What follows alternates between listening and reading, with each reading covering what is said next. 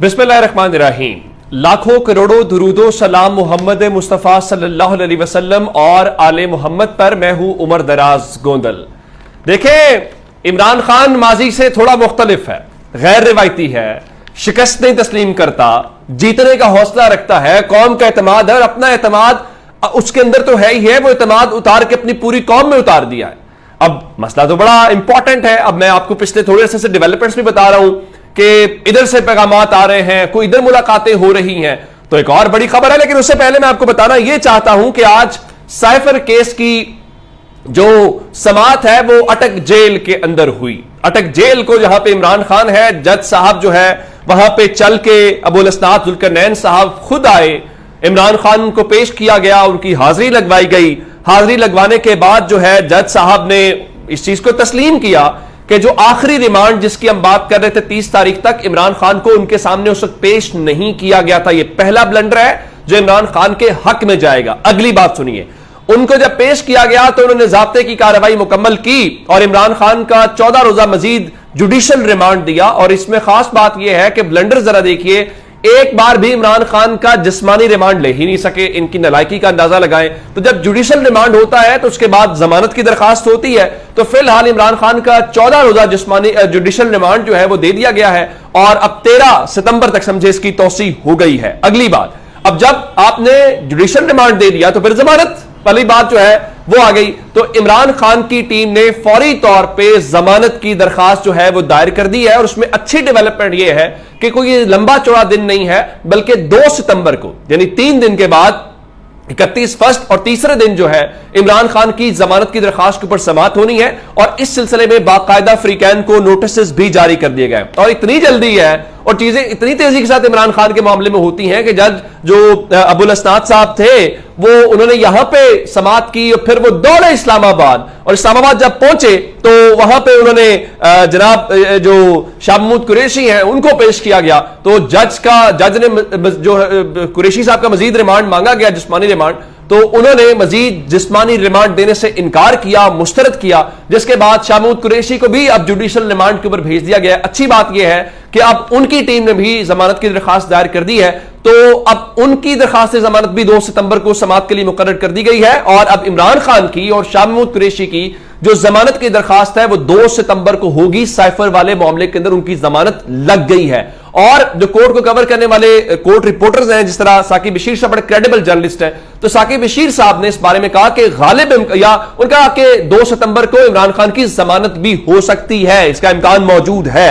तब ये तो सूरत हाल होगी वहां पे। अब अगली बात मैं आपको बता दे रहा हूं कि इमरान खान ने जो आज अटक जेल के अंदर जो कुछ हुआ है उसको इस्लामाबाद हाई कोर्ट के अंदर चैलेंज कर दिया और कहा यह गैर कानूनी है, ये उस बुनियादी ट्रायल के खिलाफ है। मेरा ओपन ट्रायल होना चाहिए, यानी लोगों को पता चलना चाहिए मेरे ऊपर जुर्म क्या है और सब कुछ खुली अदालत के अंदर होना चाहिए। दूसरे नंबर के ऊपर चल के उन्होंने जज की अहलियत को चैलेंज कर दिया है, यानी जज इस केस को सुन नहीं सकता, इस जज को यहां पे अपॉइंट नहीं किया जा सकता।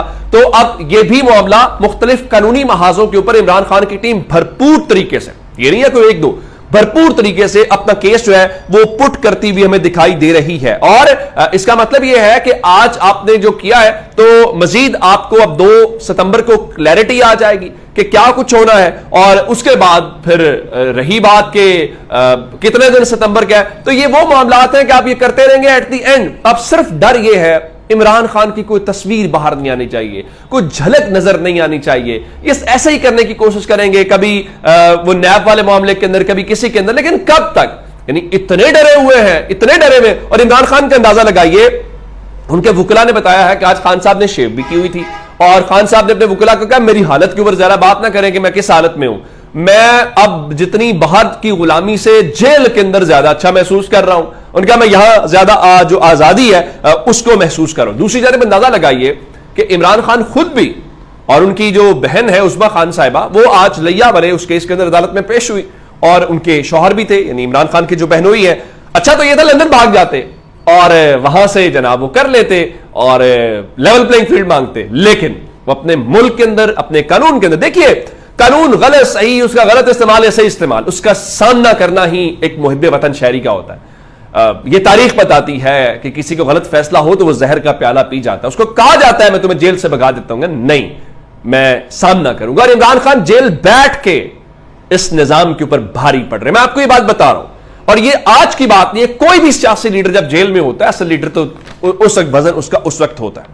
अगली खबर सुनिए जी, जो इंपॉर्टेंट खबर है, मोहम्मद बिन सलमान। देखिए, खबर ये थी कि एक इस्लामी मुल्क के रिप्रेजेंटेटिव से बुशरा बीबी वाली मुलाकात की खबर आपने बहुत, हमने उसके ऊपर शोर सुना। फिर बाकी जो ममालिक हैं वो भी इसके ऊपर अपना कमेंट दे रहे हैं। अब खबर क्या है कि मोहम्मद बिन सलमान जो हैं वो पाकिस्तान के दौरे के ऊपर पहुंच रहे हैं 10 सितंबर को। मैं आपको बार बार कहता हूं कि चंद रोज पहले सऊदी अरब का वफ्द आया था। सऊदी अरब हो, मुत्तहिदा अरब अमारात हो, पाकिस्तान के मामले के अंदर उनकी से है, उनका असर व रसूख है। और इस पूरे सिनेरियो में क्या अगर उन्होंने इन्वेस्टमेंट पाकिस्तान में अगर करनी हो तो क्या उनको सियासी इस्तेकाम नहीं चाहिए? क्या उनको नहीं पता कौन पॉपुलर है? ये वही, अब जरा अंदाजा लगाइए। अब मोहम्मद बिन सलमान ने G20 के इजलास में शिरकत के लिए इंडिया जाना है, पहली बात। अब ये जो आपको शोर मचाते नजर आएंगे ना कि देखें ये हो रहा फ्लो, मैं जरा आपको बताना ये चाहता हूं, वो इस दौरान जब इंडिया जाएंगे तो उस दौरान चंद घंटे, जो 4 से 6 घंटे हैं, वो पाकिस्तान में गुजारेंगे, उनकी मुलाकातें होंगी।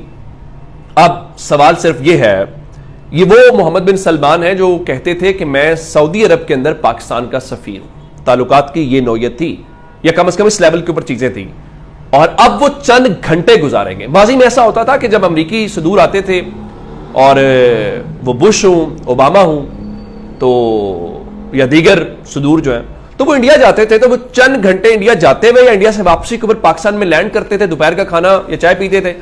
तो इसको बैलेंसिंग एक्ट के तौर पे देखा जाता था कि हमने, ठीक है, दौरा तो इंडिया का था, तो पाकिस्तान के साथ बैलेंस कर दिया। पाकिस्तान ये नहीं कह सकता। सऊदी अरब तो हमारा करीबी दोस्त है, अच्छे बुरे वक्त का दोस्त, बरादर इस्लामी मुल्क है, और वो इंडिया से में ताल्लुकात हमारी तरफ देख के बनाता था कि पाकिस्तान बुरा तो नहीं बना रहा, या पाकिस्तान की इसके ऊपर क्या है।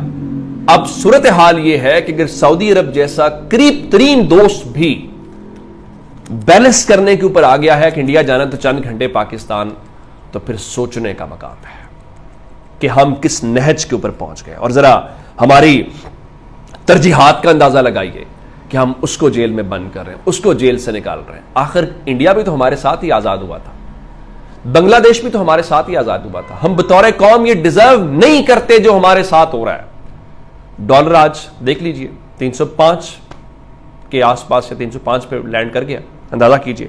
और आपके अनवारुल्लाह काकड़ साहब जो हैं वो पहले दौरे के ऊपर कीनिया जा रहे हैं। भाई आपका क्या काम है गैर मुल्की दौरे करना? आपका क्या मैंडेट है?